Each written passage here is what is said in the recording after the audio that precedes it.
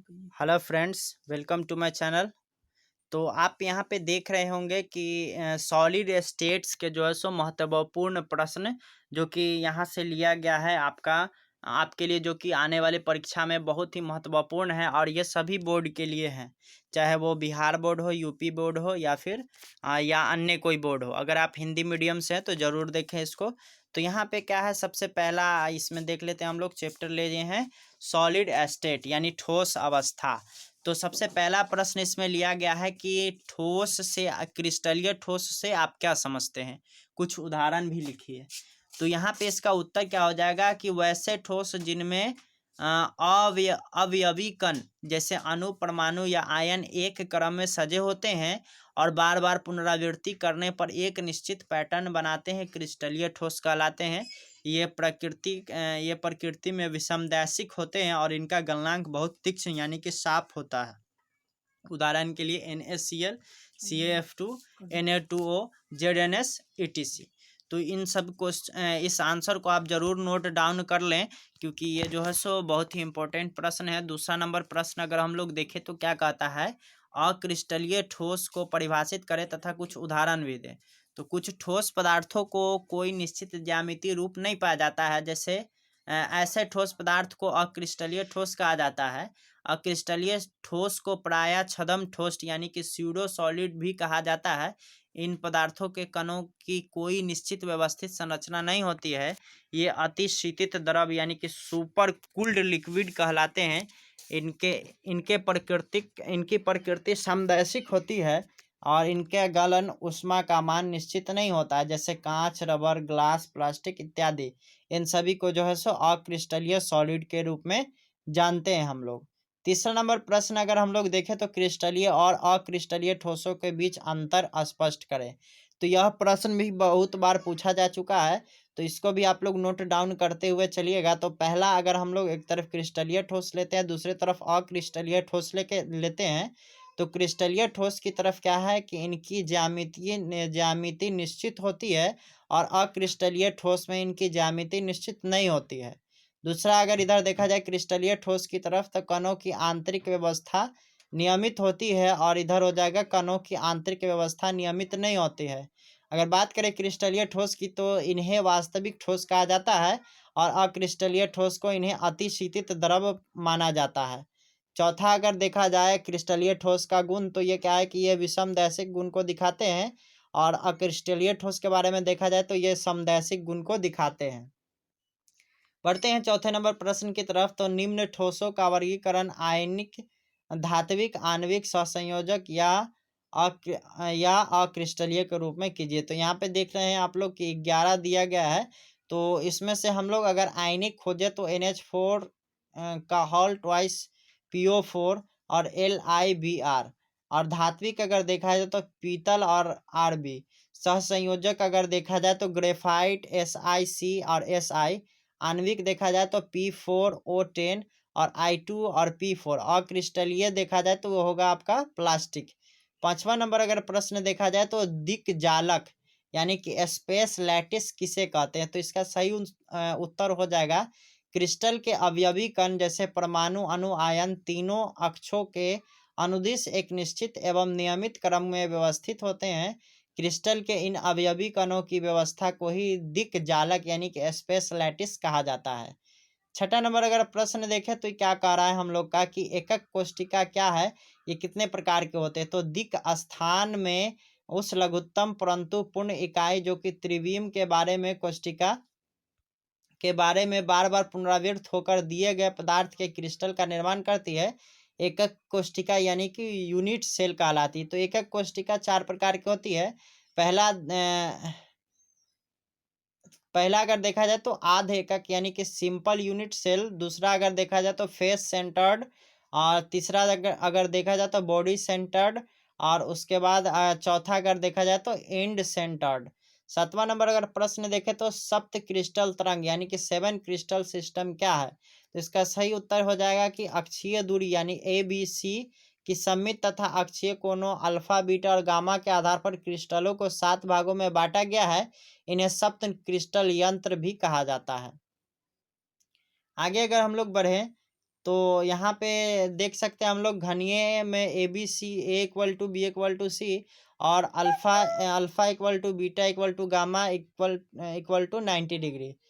दुई समलंबाक्ष तो अगर देखा जाए तो ए इक्वल टू बी और b not equal to c और अल्फा बीटा और गामा तीनों जो है सो 90 डिग्री के बराबर होता है। अगर विषम लंबाक्ष देखा जाए तो ए बी सी तीनों जो है सो बराबर नहीं होगा और अल्फा बीटा के बराबर होगा, बीटा गामा के बराबर होगा, गामा 90 डिग्री होगा। एक तानाक्ष में अगर देखा जाए तो ए बी सी तीनों में से कोई बराबर नहीं होंगे, अल्फा और गामा 90 डिग्री होंगे, बीटा 90 डिग्री नहीं होगा। इसी तरह से 5, 6, 7 आप लोग खुद से देख लीजिए। 8वां नंबर अगर प्रश्न देखा जाए तो क्या है, चतुष्फलकीय रिक्तिका क्या है।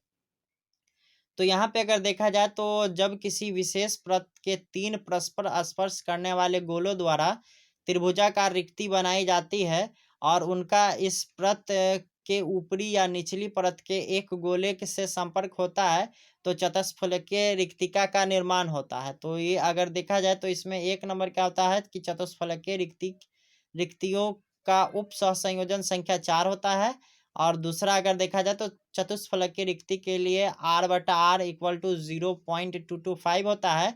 चतुष्फलकीय रिक्तिका की संख्या जो होती है सो वो 2n होती है। 9वां नंबर अगर प्रश्न देखा जाए तो अष्टफलकीय रिक्तिका क्या है। तो अष्टफलकीय रिक्तिका तब बनती है जब समबाहु त्रिभुज के कोनों पर व्यवस्थित 3 गोलों विपरीत दिशाओं में विन्यासित गोले के एक दूसरे समुच्च पर रखे जाते हैं। इस प्रकार से अष्टफलकीय रिक्तिका अष्टफलकीय रूप से रखे 6 गोले को केंद्र पर उत्पन्न रिक्त स्थान है। तो इसीलिए अष्टफलकीय रिक्ति की उप सहसंयोजन संख्या बराबर 6। अष्टफलकीय रिक्ति के लिए r/r बराबर 0.414 और अष्टफलकीय रिक्ति के लिए संख्या जो होगा वो n होगा। 10वां नंबर अगर प्रश्न देखें तो क्या कहता है कि ब्रेवे जालक यानी कि ब्रेविस लैटिस क्या है। तो इसका उत्तर हो जाएगा सप्तम क्रिस्टलीय यंत्र के एकक कोशिका यानी कि यूनिट सेल के आधार पर वर्गीकृत करने पर 14 प्रकार के विभिन्न जालकों में स्थापित किया जा सकता है। इन्हें ब्रेवे जालक कहा जाता है। तो यहाँ पे आप लोग देख सकते हैं। 11वां नंबर अगर देखा जाए तो शॉटकी त्रुटि तथा फ्रेंकल त्रुटि के बीच क्या अंतर है। तो शॉटकी इफेक्ट में देखा जाए तो कुछ आयन अपनी सामान्य स्थिति से हट जाते हैं। इधर फ्रेंकल डिफेक्ट्स में देखा जाए तो आयन अपना जालक नहीं छोड़ते हैं, केवल इसी के अंदर कोई और स्थान प्राप्त कर लेते हैं। शॉटकी की तरफ अगर सेकेंड नंबर देखा जाए तो यह क्रिस्टल के घनत्व को कम करती है। इधर देखें तो क्रिस्टल का घनत्व अपरिवर्तित रहता है। तीसरा अगर देखा जाए तो यह त्रुटि उच्च उप सहसंयोजन संख्या वाले ठोसों में पाया जाता है। तो इधर अगर तीसरा नंबर देखा जाए तो यह निम्न उप सहसंयोजन संख्या वाले ठोसों में पाया जाता है। 12वां नंबर प्रश्न देखा जाए तो क्या कहता है यहाँ पर कि कांच को अतिशीतित द्रव क्यों कहा जाता है। तो ठोस होने पर भी कांच को अतिशीतित द्रव माना जाता है क्योंकि यह द्रवों के कुछ गुणों को दिखाता है। जैसे कांच के छड़ों को कुछ दिन छोड़ देने पर पेंदे पर थोड़ा मोटा हो जाता है। यह तभी संभव है जब यह द्रवों की तरफ प्रवाहित हुआ हो, हालांकि यह क्रिया बहुत ही मंद गति से होती है। 13वां नंबर अगर प्रश्न देखा जाए तो समन्वय संख्या क्या होती है। निम्नलिखित परमाणुओं की समन्वय संख्या क्या होगी। ऑप्शन ए नंबर में आपको जवाब देना है BCC संरचना में और FCC संरचना में, यानी बॉडी सेंटर्ड सेल और फेस सेंटर्ड सेल में। तो उत्तर क्या हो जाएगा, क्रिस्टल में किसी खास कण में निकटतम पड़ोसी कणों की संख्या को उसका समन्वय संख्या यानी कोऑर्डिनेशन नंबर कहा जाता है। तो BCC के लिए होता है 8 और FCC के लिए होता है 12।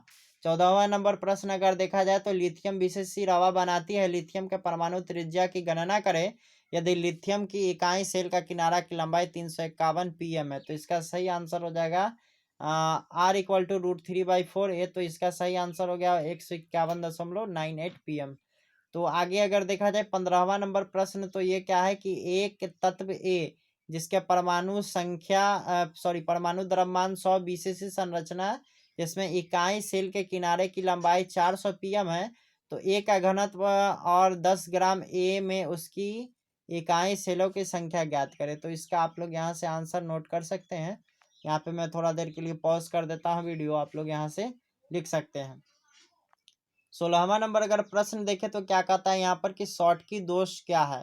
तो इसका सही आंसर हो जाएगा, इस प्रकार के दोष में क्रिस्टल जालक के धनायन का एक स्थान तथा ऋणायन का एक स्थान रिक्त होता है। इसमें क्रिस्टल उदासीन ही बना रहता है क्योंकि धनायनों में रिक्तिका ऋणायनों की रिक्तिका के बराबर होती है। इस दोष के कारण जालक में कुल आयनों की संख्या घट जाती है, जिससे ठोस का घनत्व कम हो जाता है। यह दोष क्षार धातु के हाइलाइडो यानी कि NaCl, KCl, CsCl, KBr इत्यादि में पाया जाता है। 7वां नंबर प्रश्न 17वां नंबर देखें तो फ्रैंकल दोष क्या होता है? तो यहाँ पे इस प्रकार के दोष में धनायन अपना स्थान छोड़कर अंतरकाशीय स्थान में चला जाता है। इस दोष में क्रिस्टल के घनत्व में कोई परिवर्तन नहीं होता है। इस इकाई में दोष कम समन्वय संख्या वाले यौगिकों में पाई जाती है, जैसे CF, F2, ZnS, AgCl, AgBr, ETC में। आगे अगर देखें तो 18वां नंबर प्रश्न यहाँ पे क्या बनता है कि बिंदु दोष को परिभाषित कीजिए। ठोस रवा में फ्रैंकल दोष क्यों उत्पन्न होता है? तो एक क्रिस्टलीय पदार्थ में एक बिंदु अथवा एक परमाणु के चारों ओर की आदर्श व्यवस्था में अनियमितता अथवा विचलन बिंदु दोष कहलाता है। बिंदु दोष को 3 प्रकार से वर्गीकृत किया जाता है। एक है स्टाइकियोमेट्रिक दोष, दूसरा हो गया अशुद्धता दोष और तीसरा हो गया नॉन स्टाइकोमेट्रिक दोष। तो आयनिक के क्रिस्टलों में कुछ निश्चित आयनों द्वारा अपना सामान्य स्थिति को छोड़कर क्रिस्टल जालक में दूसरा कोई स्थान प्राप्त कर लेने के कारण फ्रैंकल दोष पैदा हो जाता है। 19वां नंबर प्रश्न अगर देखा जाए तो क्या कहता है कि डोपिंग किसे कहते हैं? फलक केंद्रित घनीय जालक में एकक कोशिका में कुल कितने परमाणु उपस्थित रहते हैं? तो इसका सही आंसर हो जाएगा, जब कुछ निश्चित तत्वों की अशुद्धियां कुचालकों में डाली जाती है तो अपद्रवी अर्धचालक बन जाते हैं। यह क्रिया डोपिंग कहलाता है। जैसे वर्ग 14 में उपस्थित Ge एवं Si की शुद्ध तत्वों में वर्ग 15 के तत्व की थोड़ी सी मात्रा मिलाने पर इन प्रकार के अर्धचालक बन जाते हैं। फलक केंद्रित घनीय जालक के एकक कोशिका में 4 परमाणु उपस्थित रहते हैं। 20वां नंबर देखा जाए प्रश्न तो क्या कहता है फेरो चुंबकीय तथा पारा चुंबकीय पदार्थ में क्या अंतर होता है? तो इसका सही आंसर हो जाएगा, वे पदार्थ जो चुंबकीय तथा चुंबक द्वारा आकर्षित होते हैं तथा उसे पराचुंबकीय पदार्थ कहते हैं। ऐसे तत्वों के परमाणुओं में अयुग्मित इलेक्ट्रॉन के कारण होता है। हालांकि एक बार चुंबक हटा लेने पर ये अपना चुंबकीय अभिलक्षण खो सकते हैं, यानी कि इनका चुंबकीय लक्षण अस्थायी होता है। तो कुछ पैराचुंबकीय पदार्थ जैसे हो गया फेरस, कोबाल्ट, निकेल इत्यादि लगाए गए चुंबकीय क्षेत्र के प्रभाव से अस्थायी चुंबक बन जाता है, यानी चुंबकीय क्षेत्र की अनुपस्थिति में भी ये चुंबकीय रहते हैं, वे फेरो चुंबकीय कहलाते हैं। 21वां नंबर अगर प्रश्न देखा जाए तो सफेद ZnO ठोस को गर्म करने पर पीला क्यों हो जाता है? तो कमरे के ताप पर जिंक ऑक्साइड का रंग सफेद होता है। ZnO को गर्म करने से उससे ऑक्सीजन निकल जाती है, जिस कारण से इसका रंग पीला हो जाता है। 22वां नंबर अगर प्रश्न देखें तो क्या कहता है कि जर्मेनियम क्रिस्टल की विद्युत चालकता गैलियम के साथ मिलाने पर क्यों बढ़ जाती है? तो इसका सही आंसर है कि जब जर्मेनियम क्रिस्टल में गैलियम मिलाई जाती है तब पी प्रकार के अर्धचालक कहलाती है। गैलियम के पास एक इलेक्ट्रॉन जर्मेनियम से कम होने के कारण गैलियम पर धनात्मक छिद्र उत्पन्न होता है, जिस कारण से चालकता बढ़ जाती है। 23वां नंबर अगर प्रश्न देखा जाए तो सेमीकंडक्टर का विद्युत चालकता ताप बढ़ाने पर क्यों बढ़ जाता है? तो अर्धचालक में संयोजक बैंड और चालक बैंड के बीच अंतराल कम होता है, अतः ताप बढ़ाने पर अधिक संख्या में इलेक्ट्रॉन चालक बैंड में चले जाते हैं, जिस कारण ताप बढ़ाने पर अर्धचालक की चालकता बढ़ जाती है। 24वां नंबर अगर प्रश्न देखा जाए तो एक रजत क्रिस्टल जिसमें FCC यूनिट सेल है, यूनिट के प्रत्येक साइड की लंबाई 409 pm है, उस रजत परमाणु की त्रिज्या क्या होगी? तो इसका सही आंसर हो जाएगा 144.58 pm। तो चलिए दोस्तों, यहीं पे हमारा यह वीडियो समाप्त होता है। आपको अगर ये अच्छा लगा हो तो इसको लाइक कर दें, इस पर कमेंट कर दें और अपने दोस्तों में ज़रूर शेयर कर दें। बाकी अगर आप यह वीडियो यूट्यूब पे देख रहे हैं तो हमारे चैनल को सब्सक्राइब कर लें। अगर यूसी ब्राउज़र पे देख रहे हैं तो हमारे इसको जो है सो फॉलो कर लें। धन्यवाद, मिलते हैं अगले वीडियो में।